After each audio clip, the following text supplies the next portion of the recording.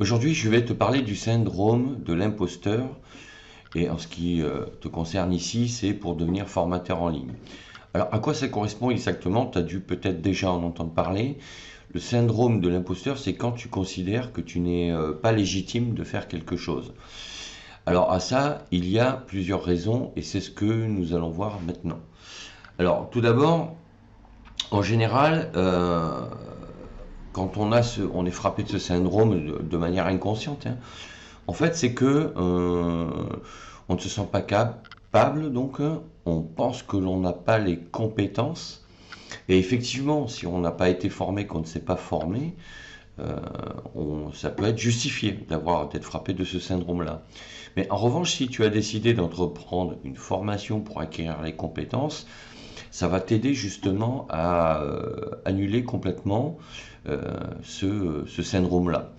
Parce que dans un premier temps, les gens qui ont ce syndrome, en général, minimisent leur réalisation.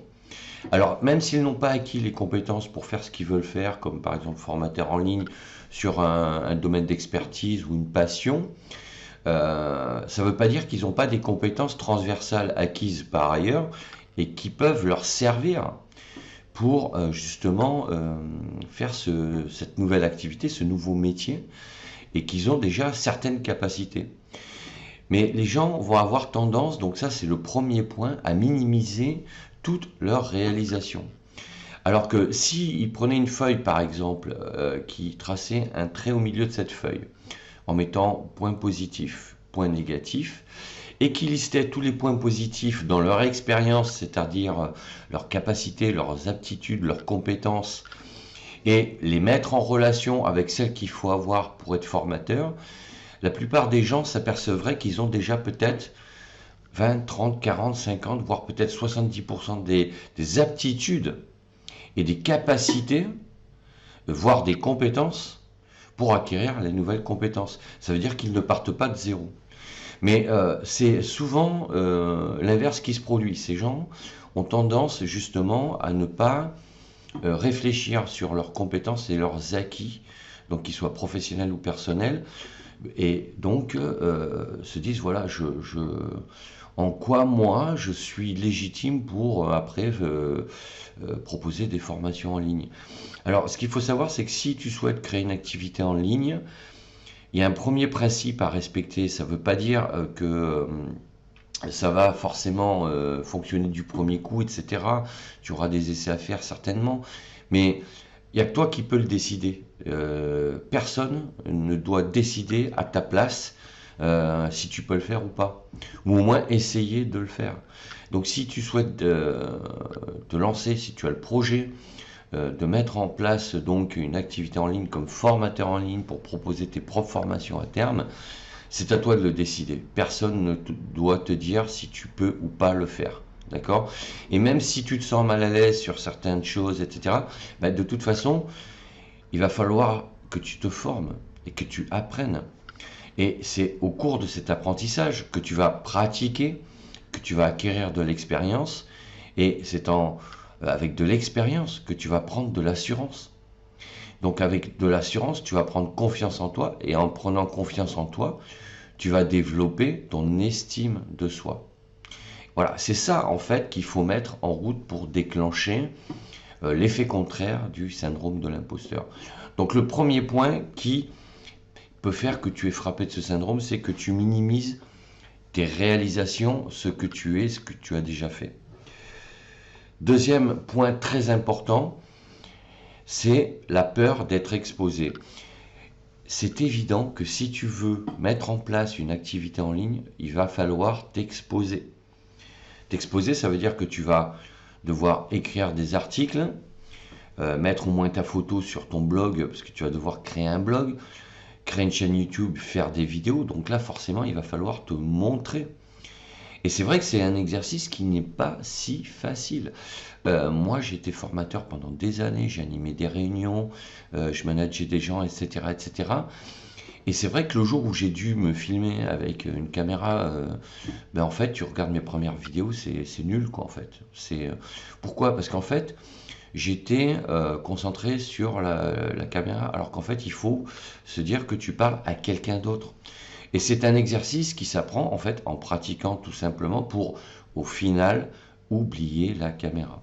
C'est ça en fait la clé, c'est qu'il faut oublier la caméra.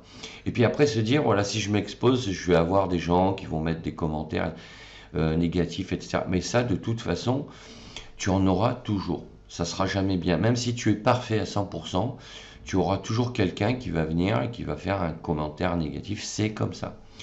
Et la meilleure façon de gérer, c'est souvent justement de ne pas les gérer. Voilà, tout simplement. Donc la peur de s'exposer, ça c'est le deuxième point.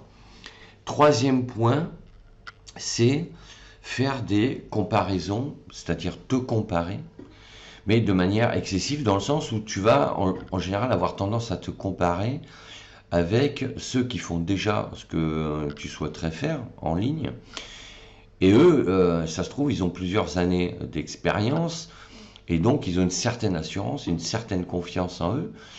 Et à partir de là, si tu te compares à eux, c'est sûr que c'est comme si tu voulais, je sais pas moi, te lancer dans une activité sportive et que tu te compares aux champions de la catégorie. À un moment donné, effectivement, tu vas être frappé du syndrome de l'imposteur, quoi. Donc, à la limite, la démarche consiste plutôt à t'inspirer de ces gens, à prendre exemple, mais de ne pas te comparer, surtout pas. Que tu t'enrichisses justement de leur expérience, de leur savoir, de leur valeur éventuellement, mais surtout, ne te compare pas à eux. De toute façon, dis-toi une chose, si tu fais une activité en ligne, tu auras certainement d'autres personnes qui feront la même activité, qui proposeront les mêmes formations sur les mêmes thématiques, et tu auras des gens qui iront chez ces personnes et d'autres qui viendront chez toi. C'est un peu comme justement le syndrome de l'émission de télé, quoi, ou de vidéo. Tu regardes une vidéo peut-être parce que tu apprécies la personne que tu regardes. Tu regardes une émission de télé ou même des fois un film parce que tu apprécies cet acteur, même si le film en soi n'est pas terrible. Et ça sera la même chose pour toi quand tu créeras une activité en ligne. Donc c'est pour ça que ce qu'il faut comprendre, c'est que la notion de concurrence, finalement, je ne vais pas dire qu'elle n'existe pas, mais c'est toi qui vas construire, si tu veux, ton audience, et tu n'auras pas besoin d'une audience démentielle, parce que si tu veux devenir formateur en ligne, tu ne vas pas faire du divertissement, d'accord? Tu vas faire des formations, donc tu vas proposer des connaissances, tu vas apporter de la valeur. Alors évidemment, tu auras peut-être une audience plus limitée que ceux qui font des millions de vues parce qu'ils font du divertissement. Mais toi, tu n'es pas là pour faire du divertissement. Tu es là pour informer et transmettre des connaissances dans ton domaine.